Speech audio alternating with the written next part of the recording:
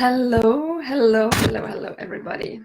This is Liisa here, and in a few minutes we are starting with our live event, a live seminar or a podcast. And today we have a really amazing topic that we're going to be discussing. All right, so today's topic is how to practice yoga for spirituality.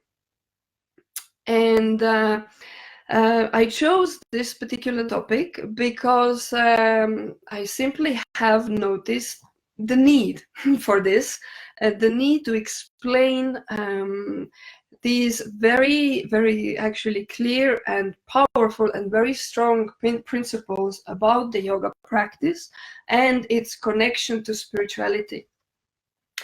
We do know that yoga, unfortunately, is very misunderstood in the world, right? I mean, me and Soma and Dharma and other teachers of ours have mentioned it many times in our lectures and in our teachings.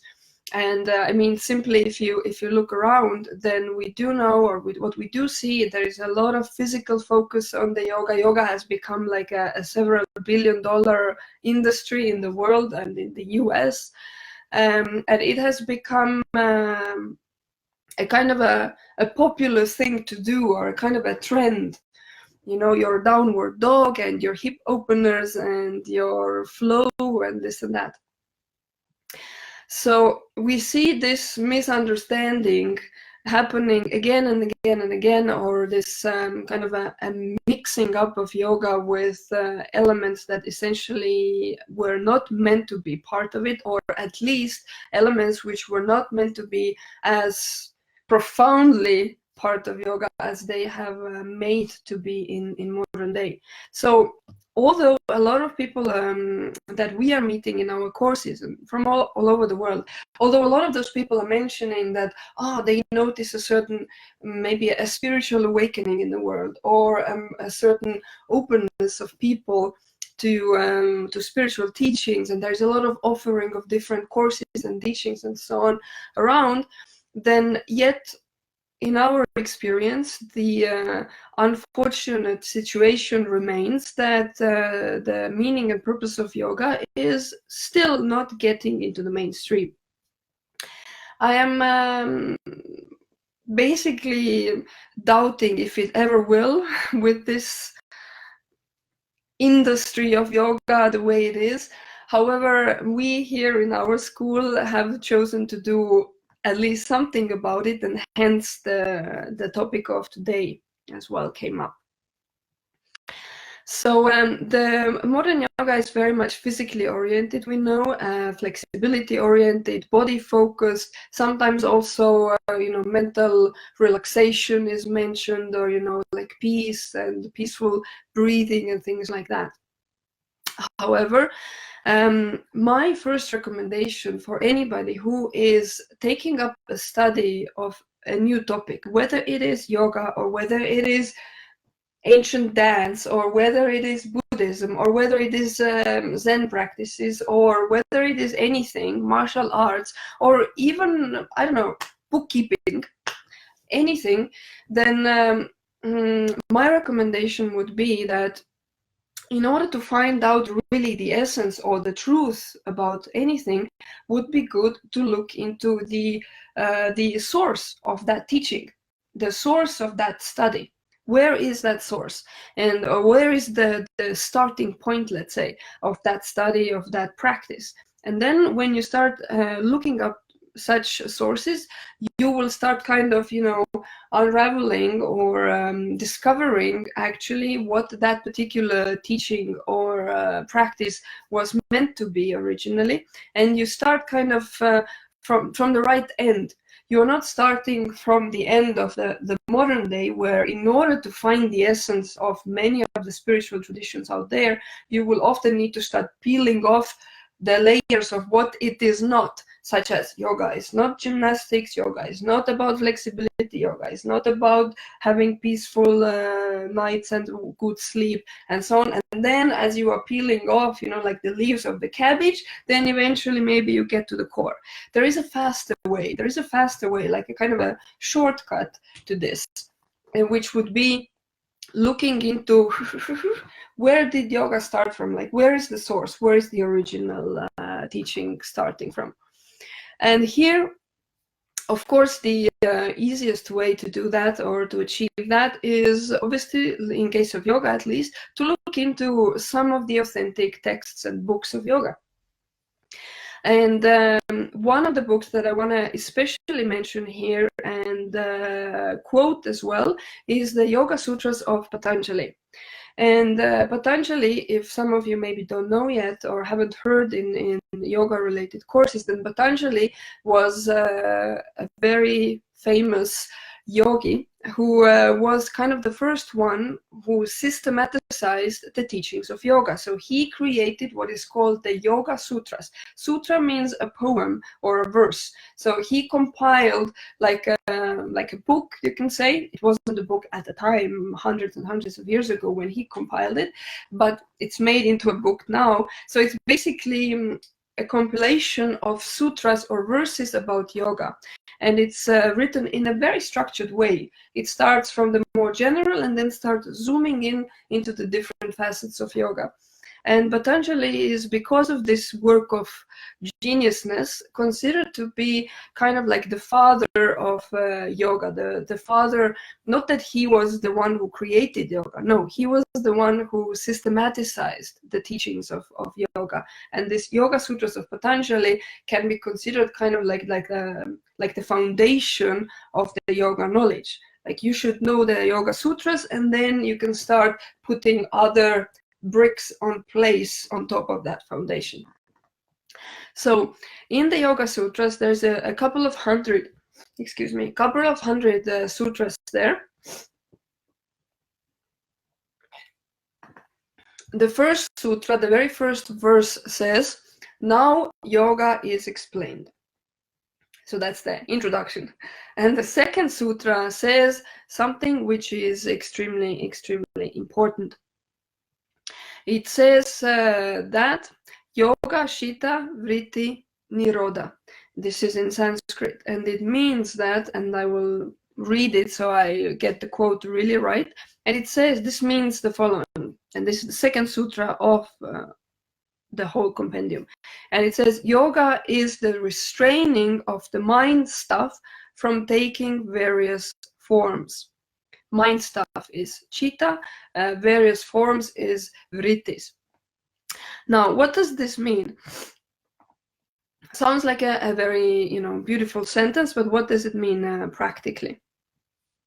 Practically, this sutra basically defines the whole purpose of yoga. And it says that the purpose of yoga is to stop the fluctuation of the mind. And to stop that at will. Basically, it says that the purpose of yoga is to make our mind obey ourselves. The purpose of yoga is that I, at will, can control my mind and stop its fluctuations and stop its baka baka baka baka, which is 24/7 there when we are awake or when we are dreaming and so on.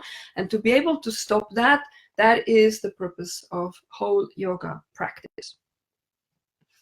It doesn't say anything about flexibility. It doesn't say anything about the physical body. It doesn't say anything about breathing. It doesn't say anything about sleeping well and just feeling relaxed and being calm or so on. It says stopping the fluctuations of the mind.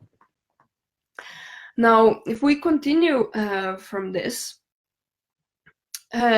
it gives us a kind of a hint already in which direction actually the real core, the real essence in yoga is going. And we get even more clarity about that if we look at the simple word of yoga itself. If we look at what does this word yoga mean. Yoga comes from the Sanskrit language, obviously, and it comes from a root word called yug or yui. It's written in different ways in Western languages, and basically this word is meaning union or to unite or to join. Now, yoga then actually means union, and specifically speaking, yoga means union between the individual self and the universal self, or the cosmic self, or the individual self and the individual soul. That's what I wanted to use. So the union between the individual soul with the cosmic soul. And this meaning of the word yoga carries in itself already a very, very important key to how yoga should be practiced, or what can be expected when you practice yoga. Now let's look more into this right now. Let's move into this statement of the union between the individual self and the divine, or the universal self, and look more into this essence of yoga. Now, if yoga is indeed defined that it is a practice of union with the absolute, or with the divine, then this means that the whole essence of yoga is a spiritual one. It basically means that spirituality cannot be taken out of yoga at all. If yoga means union between the individual soul and the universal soul, of reaching the union with the divine, then how can we understand it any different way? How can we practice yoga for a different purpose at all, other than the spiritual purpose? So the title of today's discussion of how to practice yoga for spirituality actually tells us that the only way how to practice yoga is to do it for spirituality. Because if you do not practice for yoga for spirituality, you are not, in fact, practicing yoga at all. You can be doing physical gymnastics, you can be doing stretching, you can be doing, feel good practices, this and that. You may be focusing on your breath, you may be, calming your mind, relaxing, eliminating stress, so on and so forth.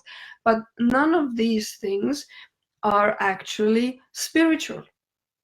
They are really important in life, really important for well-being. Yes, clear. However, they are not indications of a spiritual element in the yoga practice. So, considering what Patanjali said, Patanjali in his second sutra, saying that yoga, or the purpose of yoga, or the definition of yoga, is to stop the fluctuations of the mind, means that through that stopping of the fluctuation of the mind, one reaches union with the divine, or reaches that very unique state of togetherness with between the individual soul and the divine soul, or the absolute soul. So we can even go as far as to say that when yoga is practiced for any other purpose other than the spiritual one, then that kind of practice is always wrong. Not wrong for the body, not harmful, not negative, but it is contradicting the essence of yoga. It is contradicting the meaning and the purpose of yoga, and it simply is not yoga anymore. So to clarify, or to conclude this important point, the spiritual connection cannot be separated from yoga. There is no other way how to practice authentic and true yoga than to do it spiritually and for the spiritual purpose. So yoga is indeed a very powerful path to spiritual development, a path which is very high level, high degree type of path. In modern day, we find things like, maybe you've seen, videos here and there going around in social media and YouTube and so on, where there is such a practice as beer yoga, which means people are doing kind of like some physical exercise while they are drinking beer.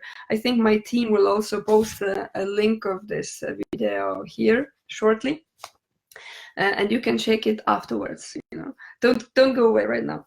So there are videos of beer yoga. It's apparently it's a kind of a trend in Japan and in other countries as well, and it's made to be kind of like working out and drinking beer at the same time, and it's supposed to be bringing relaxation after your stressful work week.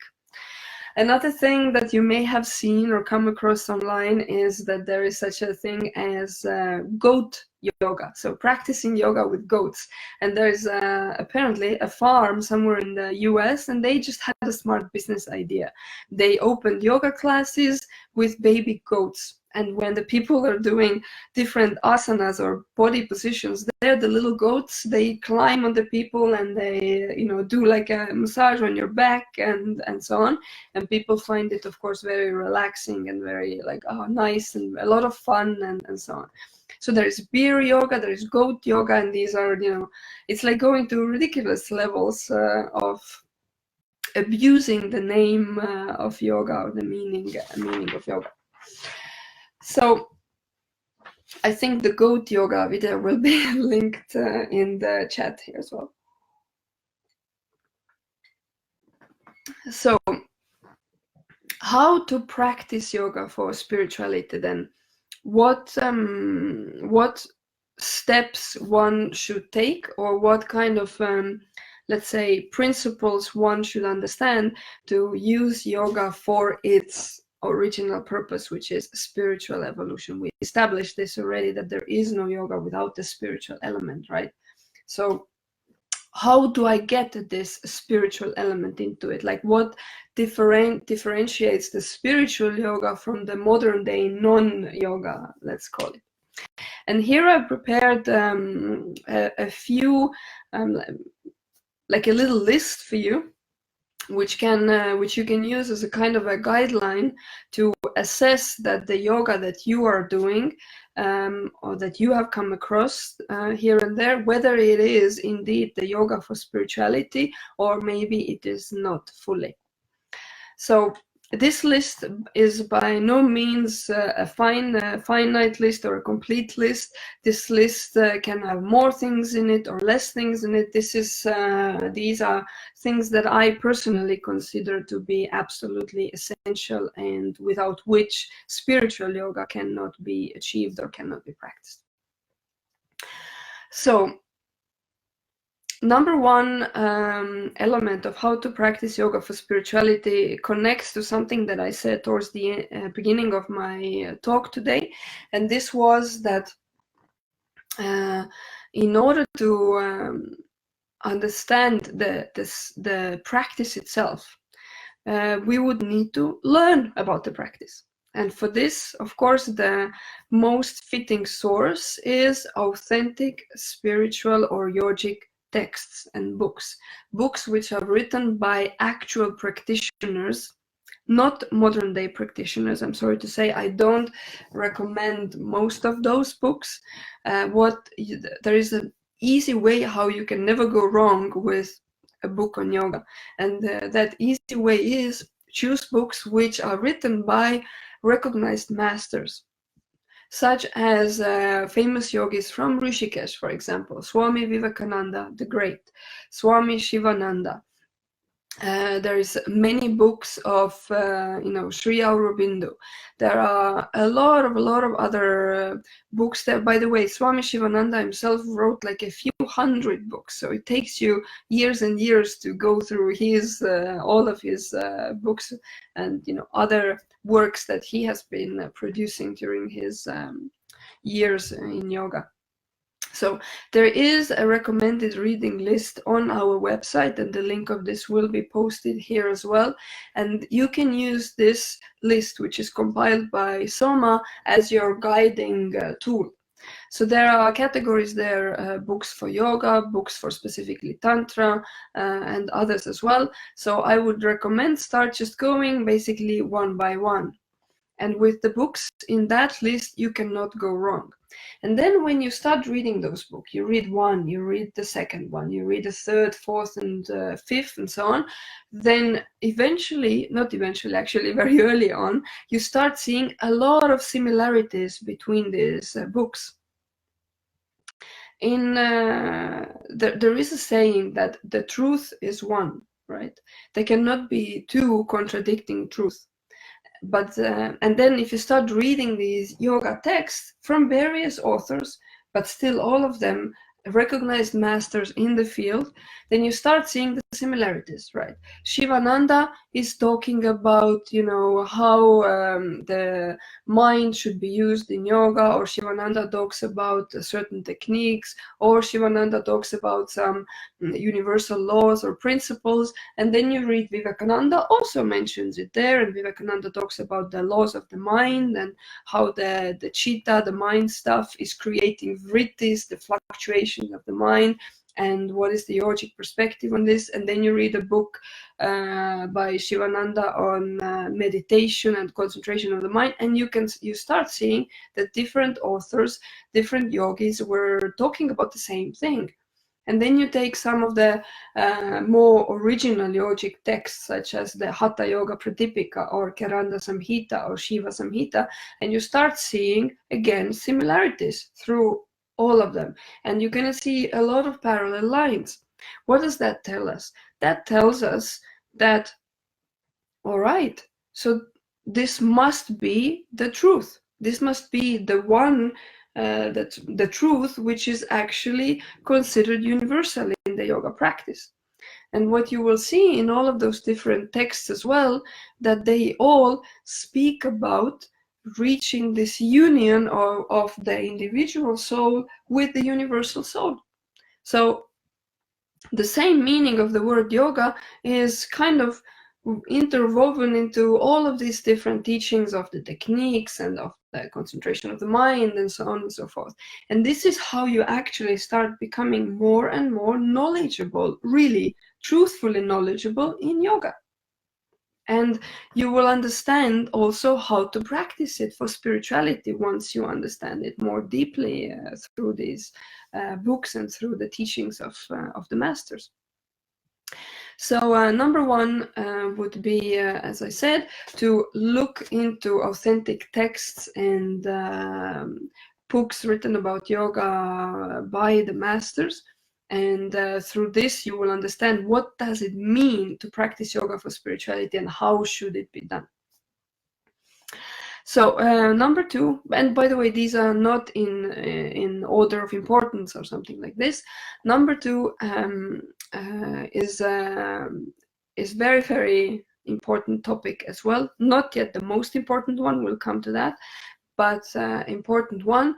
And in order to practice yoga for spirituality, you need to understand certain fundamental basic principles of yoga. And yoga being a spiritual study or a spiritual science, it actually is,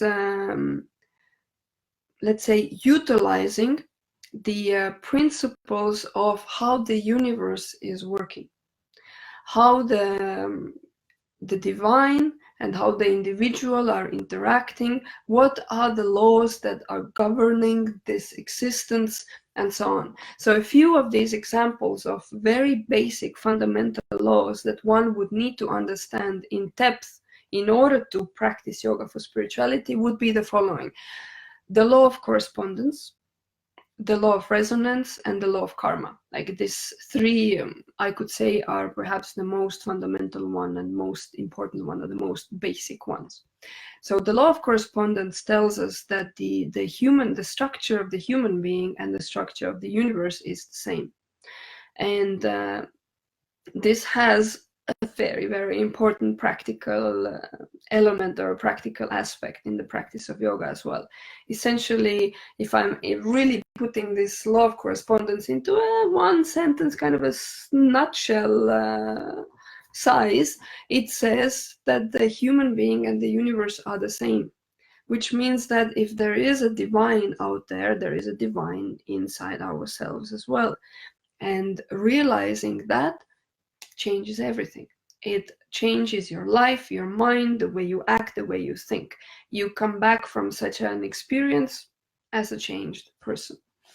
So law of correspondence, this is really a brief overview right now. So law of correspondence was one of them. Second one is law of resonance. And law of resonance, in a very nutshell way, tells us that that everything in the universe, in the existence, in the material world, in the energetic world, and so on, is operated by the law of resonance, and that there is an energetic interaction between us and the universe, or between us and the environment around us, which is happening all the time. So this interaction is constantly there, 24/7, when we sleep, when we are awake.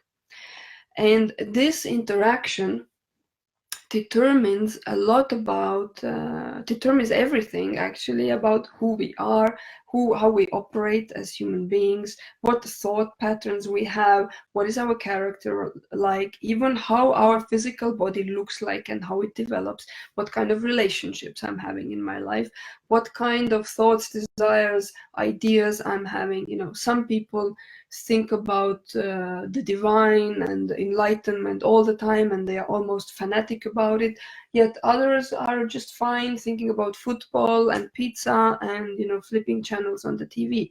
Why is it different? You know, why does John like to think about God, but Mark doesn't? Mark is about football and pizza. Like, where does it come from? Where is the difference? So basically the law of resonance explains a lot about that. So the law of resonance, not only that it explains why we live the way we live at the current moment in time, but it also gives us the power to change it. So it gives us the power, once you understand this law of resonance, that actually with my free will, I can change my current situation. And this is essentially what yoga teaches us. So if you are finding yourself in a situation where you are unhappy with something, you are lacking confidence, you are depressed, you are sad, you have a lot of pain, physical, emotional, mental pain in your life, you feel that something is missing, that there should be something more in life, or you just feel, I don't know, unhappy, you want more money, and you know, you're very stressed financially and so on. All of it has happened because of the law of resonance. But law of resonance is at play all the time, and also when you don't believe in it, and when you don't care about it, and when you don't want to know about it, anything, it is still functioning. So the wisest thing would be, from a yogic perspective, that let's understand this law of resonance and see how I can, you know, turn the tables to my favor, so to speak. And yoga teaches that, and much, much more. So this was the law of resonance, the second of the most basic fundamental laws in spirituality and in yoga practice. Number 3 is the law of karma. And this is a big one, a big topic. Karma yoga is a whole branch of yoga, authentic spiritual branch of yoga. There is a really good book about karma yoga written by Swami Vivekananda the Great. It's actually a relatively small book, like, you know, like this small size, and 150, maybe 200 pages. It's not an easy read, it's quite complex.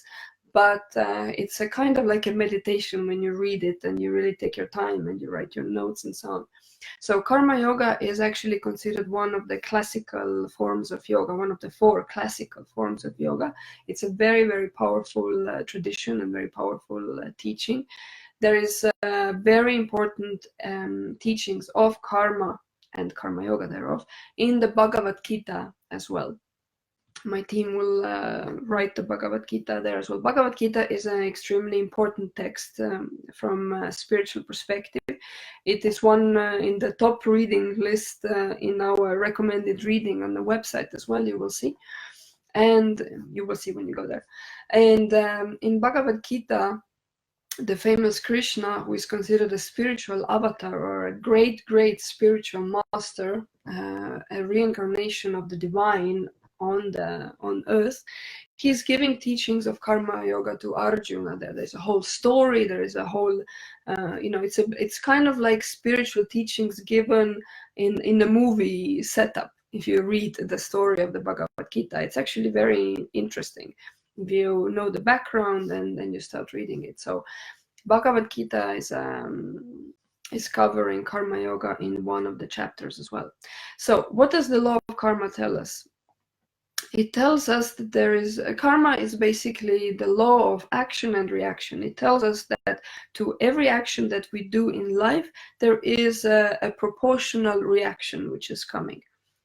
That reaction can come immediately, that reaction can come later at any time in this life or in future lives, but it for sure will come unless you change your karma. And to do that, one needs to know spiritual practice. Spiritual, authentic forms of spiritual practice are having an effect on karma, and with that you can change your karma. The most so what I'm saying here is that people, out there may say, oh, I'm having, bad luck all the time. Negative things are happening to me. And you say like, oh, what to do? It's your karma. And then it sounds, when it is said like this, it sounds like, oh, it cannot be changed, or it's inevitable. It's somewhere written in the clouds that Mary will have a lot of suffering in her life, right? And what to do, But there's actually a lot that can be done about it. Karma yoga teaches us that you can change your situation. You can change where you are by practicing spirituality, by practicing karma yoga.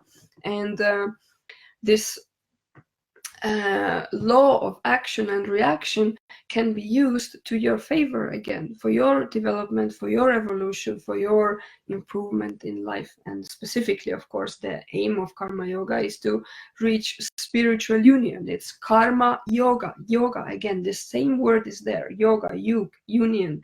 And it means achieving the same union of the individual soul with the universal soul through karma. Karma means action. So it's the law of action and reaction, but karma as the word means action. So it's the yoga of action, achieving union through action, but smart, skillful action. And there are certain very crucial elements in the practice of karma yoga, how it can be done.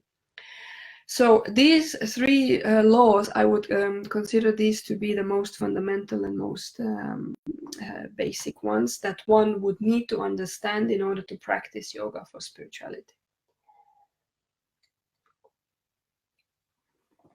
Because these three are the most fundamental basic ones, they are obviously also included as teachings in our Tantra Yoga Level 1 course. Because without knowing this, you cannot continue with yoga properly. Of course you can continue, but there will be certain elements missing. Like you wouldn't really, some pieces of the puzzle are not there unless you understand these three laws. So, so number one here of what are the elements of how to practice yoga for spirituality. First was look up the authentic sources of yoga, the authentic teachings. Number two was understand the most basic principles of yoga, and I listed three.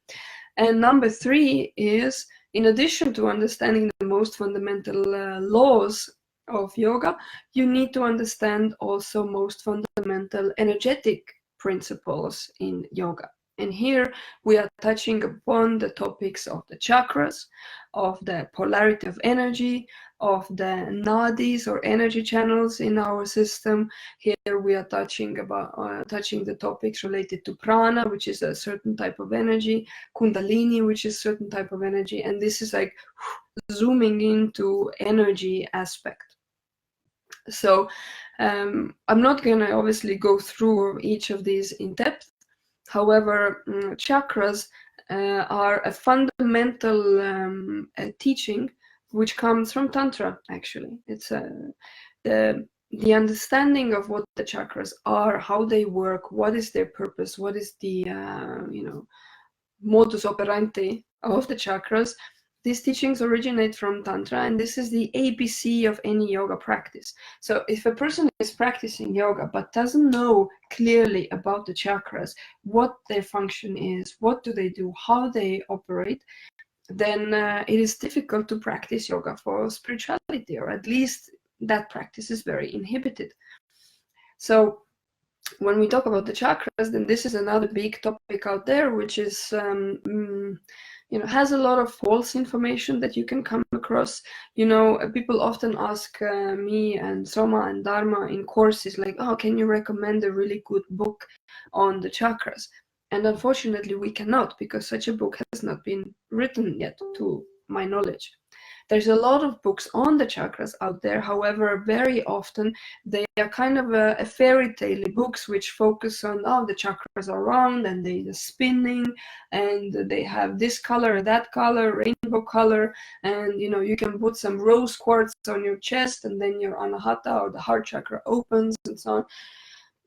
It is not like that, unfortunately, or fortunately. It is chakra yoga, or teachings of the chakras, is very, very complex and very, very fascinating.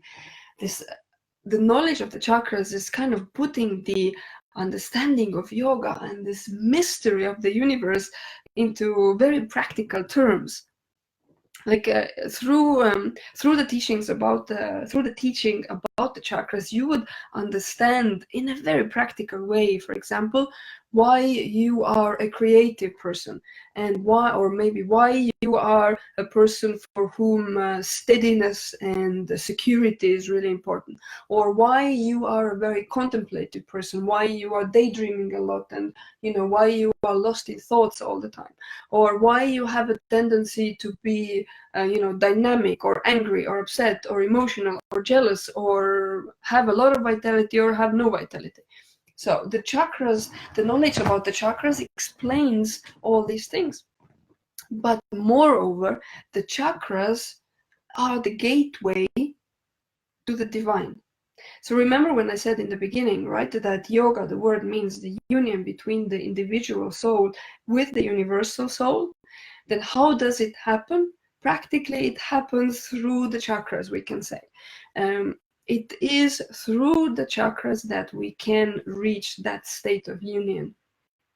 And in order to then reach it, obviously, I need to know about the chakras. I need to understand that. So this is a very fundamental thing as well, how to practice yoga for spirituality. By the way, you can ask your questions. You can type them here. They will be passed on to me, and I will be finishing with my presentation in about 5-10 minutes maximum, and then I'll take your questions. So polarity of energy is another example of these energetic principles, that there is such a thing, that a plus and minus, and this polarity of energy is interacting or interfering or governing our life in all sorts of ways constantly. And it does govern your spiritual practice as well. And so now these energy channels and so on. So this understanding the energetic principles was the step number 3 in how to practice yoga for spirituality. So if you don't know about the chakras, if you don't know about nadis, if you don't know about polarity of energy, if you don't know about prana, no matter what kind of exercise you may be doing, but it would be difficult to make it into a spiritual practice, because these things are like building blocks which cannot be taken out of true yoga. Now, number four, this is the most important aspect of how to practice yoga for spirituality. And this is, of course, the mental concentration, or concentration of the mind. And this tells us that whenever, not this principle, but when you look into any yogic texts and any teachings of Shivananda, Vivekananda, Yogananda, so on and so forth, all of them are mentioning that a crucial element in practicing yoga is the concentration of the mind. In fact, we can go as far as to say that there is no yoga without the concentration of the mind. And this is kind of a mantra that we are repeating a lot in lectures and courses, because this is really, really, really important. Like, you should tattoo it in front of your forehead here to see it every morning when you look in the mirror. No, I don't recommend tattooing at all. It has other energetic implications which are not positive. However, coming back to the concentration of the mind, so this is the most important key element of how to practice yoga for spirituality. So yoga practice, regardless of what kind of yoga practice it is, whether it is hatha yoga, which is using the physical aspect, whether it is bhakti yoga, which is using, you know, chanting and uses the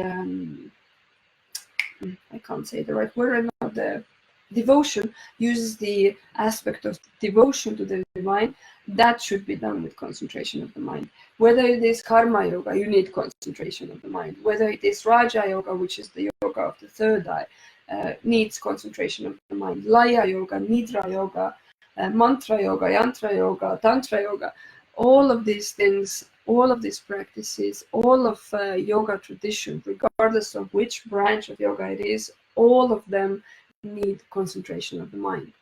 And this concentration of the mind in itself is a huge study.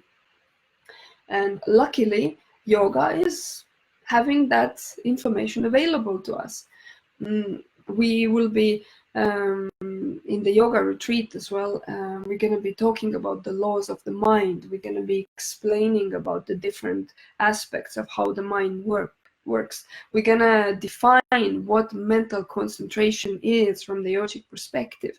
It is not daydreaming, it is not sitting still, it is actually a very, very necessary and absolutely unavoidable step in order to reach a meditative state. So here I can again make a reference to the Yoga Sutras of Patanjali, where Patanjali has defined the 8 stages of yoga, like what is the progression of practice in yoga, and concentration or dharana is step number 6, which is just before meditation, which is step number 7, meditation dhyana, which then leads to the ultimate level, which is samadhi, step number 8, which is the liberation, the union between the individual soul and the universal soul. So concentration of the mind is step 6, which is necessary even in order to go into meditation state. All of these things, concentration of the mind and what is actually state of meditation, are very much clearly defined in the yoga tradition. It is not left for a kind of wishy-washy, type of thinking. Yoga is very much like engineering, especially Tantric yoga, which is using energy. Like, it is very, very clear. It's just amazing how clear it is. This was one of the things that fascinated me about these teachings so much, because I'm very, clarity oriented. I like to understand things. I like to structure things in my mind, because once I understand them in such a way, I can utilize them. I kind of, I get the point, right? And I know that the mind of a lot of Westerners works in the same way, that we want to get the logic, the clarity, and then you can click with it, right? And luckily, this is how yoga is meant to be. So concentration of the mind is cannot be separated from yoga, regardless what kind of practice of yoga you're doing. If you are doing asanas, yoga positions with the body, if you do pranayama, if you do meditation practices and so on, these are just different categories of tools in the yoga practice. But concentration of the mind is universal.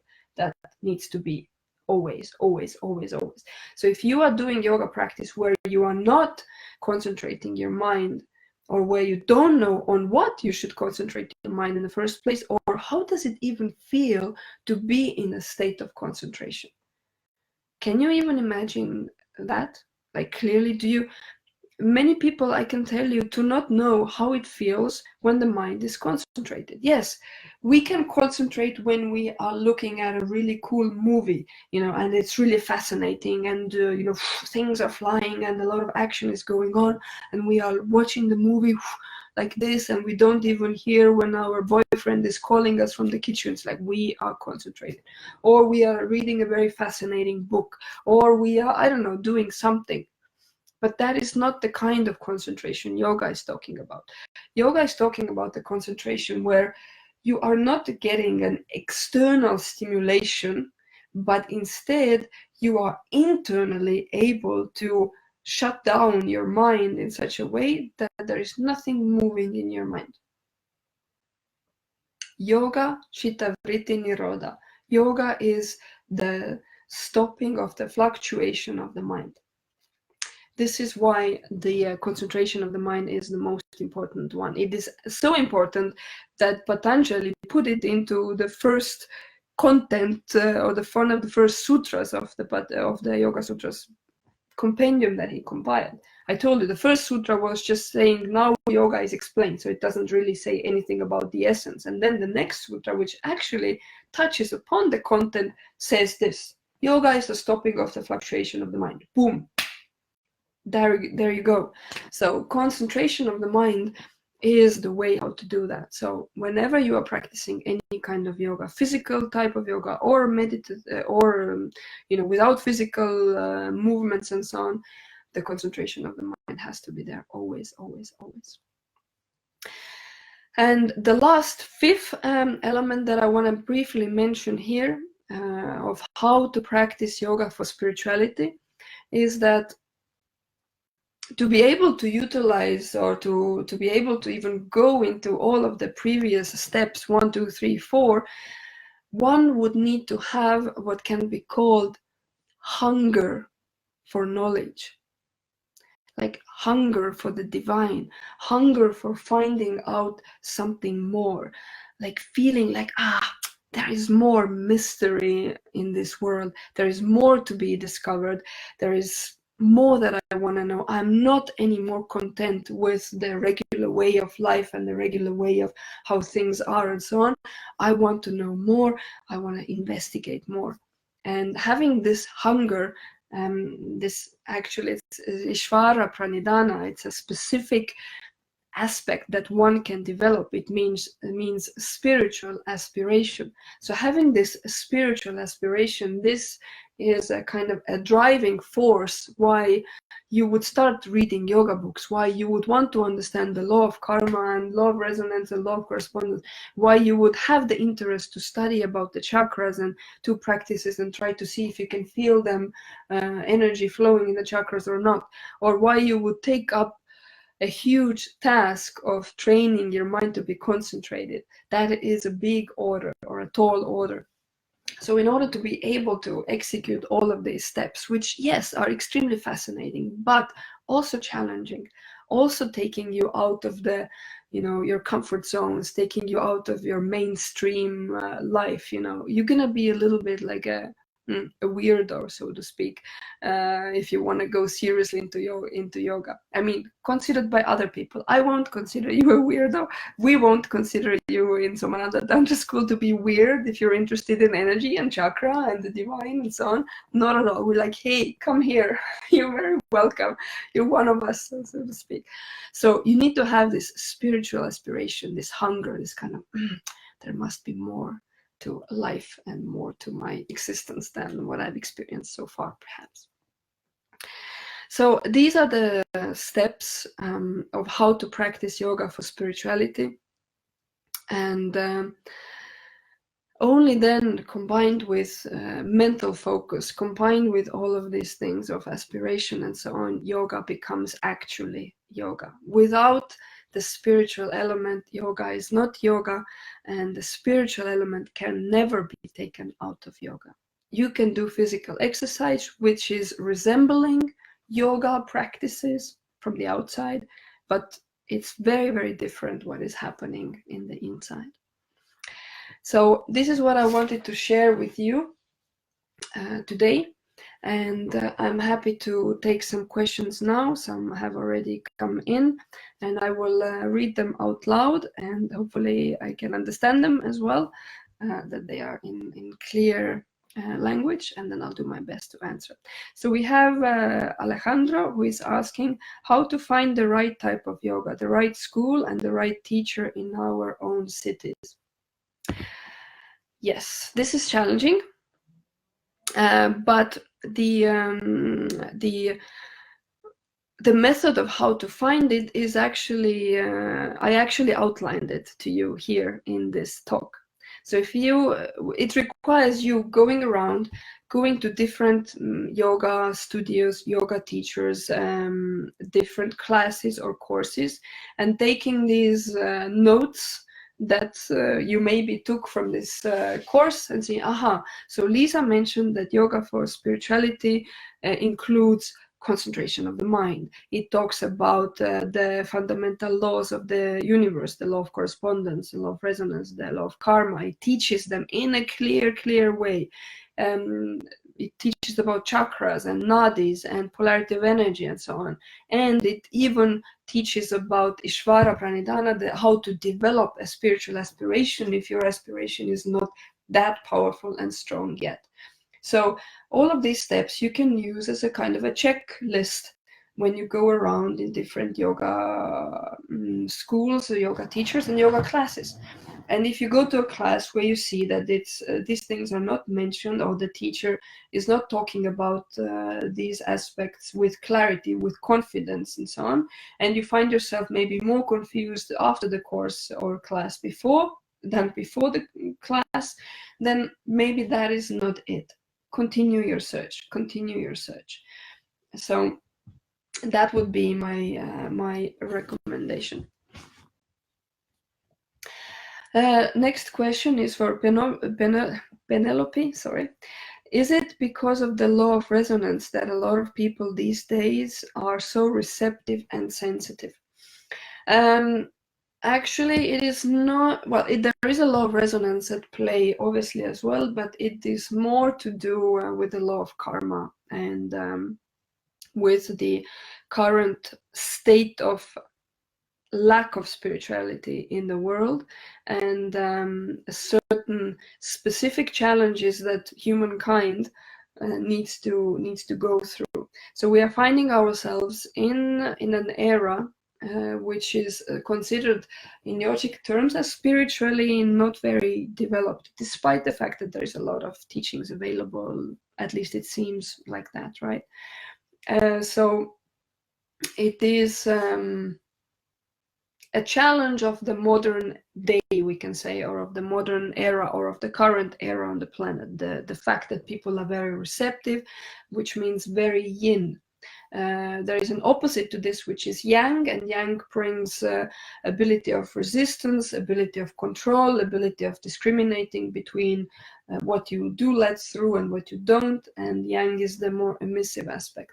And most people on the planet, like 80% of the people on the planet, even actually Soma is saying that it's more than that, 95% of the people on the planet are very, very yin, very receptive. So it means that, like, we don't almost have a filter. Our environment affects us, and we are just victims of those influences, and there's little we can do about it and little choice that we have.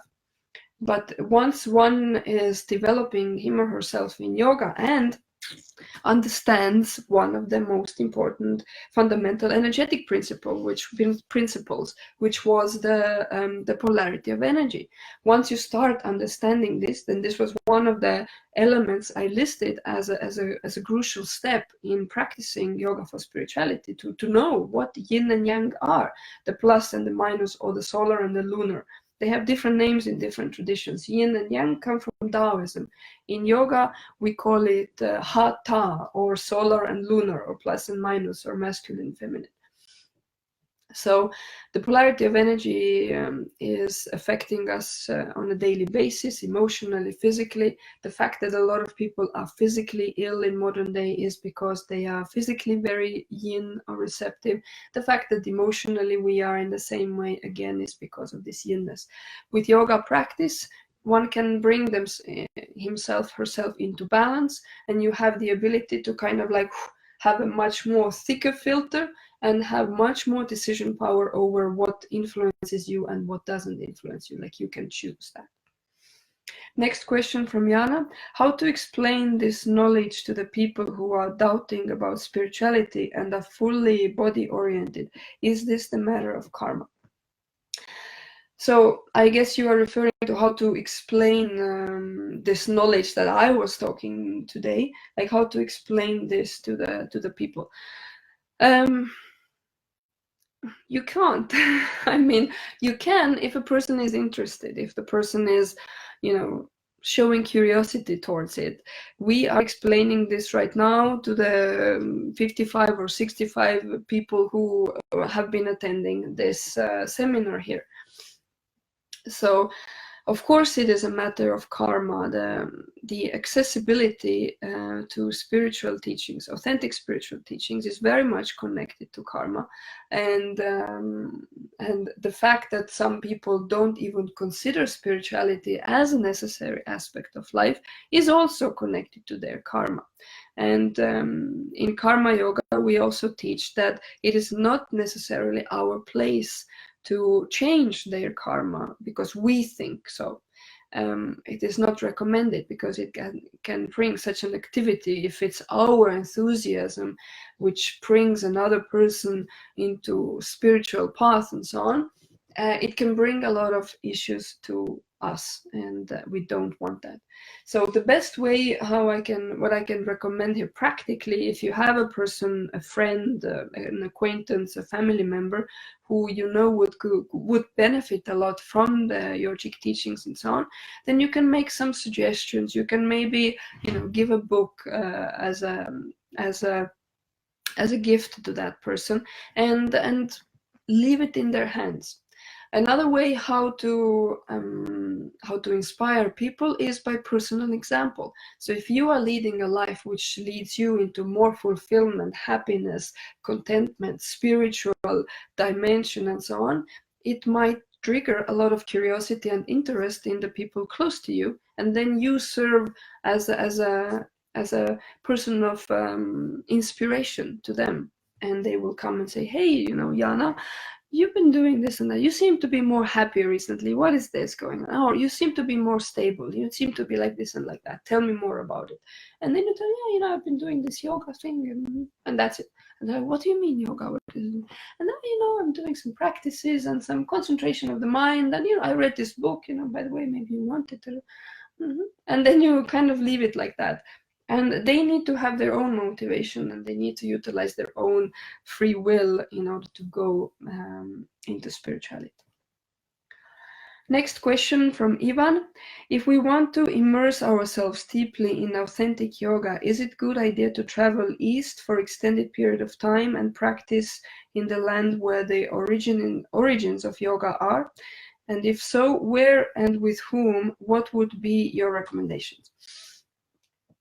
So this is a very interesting question. Unfortunately, the answer to this is not going to be as simple, because so yoga developed and originates, yoga teachings is originating from India, from Tibet, right? So if you go to India and Tibet right now, you will find a lot of the same kind of superficial exercisey kind of yoga which you can find in the West, from Vancouver to Sydney to Berlin. So unfortunately, the solution in modern day is not that simple anymore, that, hey, I'm just going to go to India. I've heard that Rishikesh is the yoga capital of the world, which it is considered to be, and I'm just going to go there and sign up in an ashram and teach or study with teachers there, some guru there, and that's it. It's unfortunately not as simple as that. Yoga has been diluted not only in the West, but a lot also in the East, where it originates from, and it can be challenging to find authentic teachers, masters, knowledgeable people anywhere. So here my answer to this solution would be very similar to the first question, where I think it was Alejandro asking, yes, how to find authentic masters and teachers in my city. In the same way, using the same guiding steps which I mentioned, you can use when you go to India and so on, or Tibet, or wherever you want to look for authentic teachings. So, but Another aspect in your question was if you want to immerse yourself deeply in authentic yoga, then and indeed an extended period of time of study and practice would be extremely beneficial. But it doesn't matter so much anymore whether you do it physically in India or you do it in Europe. As long as you have the right teachings, as long as you have the right practice, then you can make progress anywhere. You can make progress in your own living room if you have only 15 minutes per day to do practice, or if you have 8 hours per day to do the practice. So going or achieving progress in yoga comes foremost with, yes, having the right teachings and then doing the practice. The location where you do it is less important. But of course, going on a retreat from time to time and doing like a maybe more focused 1 week, 2 week, 3 months, whatever is available to you, is of course very, very recommended. So if you absolutely want to go to India, you feel a calling, then there is one lineage of yoga which still has preserved a lot of its authenticity and a lot of its lineage as well. And this is the classical, the Kriya Yoga of Babaji, the Kriya Yoga of Yogananda. Again, there is like 3 different Kriya Yogas out there. So I mean the Kriya Yoga of Yogananda, the one who wrote the autobiography of a yogi. So the Kriya Yoga lineage is one of the really few ones who has survived in the modern day, and the practices that they are doing are still very, very good. I personally have an initiation in the Kriya Yoga as well, and I practiced it for a short period of time. I found Tantra Yoga, which includes the Hatha Yoga and different other types of yogas as well. I found this to be more powerful for me, and therefore I have stayed with this school. I've stayed with Somananda and his teachings and his lineage, and this was fitting for me. And we go to India from time to time as well to do retreats there. And then I hope this answered your question and gave you some something to think about. Last question that I have here is from Sarah. Are there any differences in the practices for men and women? There are in Tantra yoga, not so much in ascetic forms of yoga. So in Tantra yoga, which is the yoga using a lot energy, and in Tantra yoga, also these aspects of the polarity of energy is used in a very specific and a powerful way. Then in Tantra yoga, indeed, there are practices for women and for men, which are done separately and are taught separately as well. And the practices for women are how to enhance the spiritual potential of the woman in the most powerful way, and the same for the men as well. So there are different suggestions of practice, different suggestions of understanding energy, different teachings on what is the role of the woman, what is the role of the man, in order to reach your spiritual goals in the most powerful way. Because in Tantric understanding, the fact that a person is born in the body of the woman or in the body of the man is not coincidental. There is a reason there. And from Tantric perspective, if you are a woman, you have certain tools which certain tools to which you have more access to than a man. And if you're born as a man, you have other tools that are more accessible to you than for a woman, for example. And then it would be really wise to know about those separate tools and to actually use them in practice as well. So this separation I've come across pretty much only in the Tantra yoga path for enhancing polarity and using these powerful energies, including powerful sexual energies of the man and the woman for spirituality. Not so much in ascetic traditions. They are, for men and women, tend to be quite similar. All right, this was it. This was the last question. And with this, I am concluding today's talk. Thank you very much, everybody who was here. We're going to be having more and more live events, obviously, live podcasts coming up. And we are going to be in Portugal next week, so we will announce you exactly when we will do the next live podcast, hopefully in 2 weeks' time, as we usually do them, and we announce the topics then. I have something very, very exciting planned to talk about. I'm not going to reveal it just yet. It will come with the rest of the announcements. So I want to thank you, all of you who were here. I hope you received some, tangible, good guidelines, knowledge, new ideas on how to practice yoga for spirituality. And I hope it motivated you to continue on your practice, on your path. So thank you very much, all of you.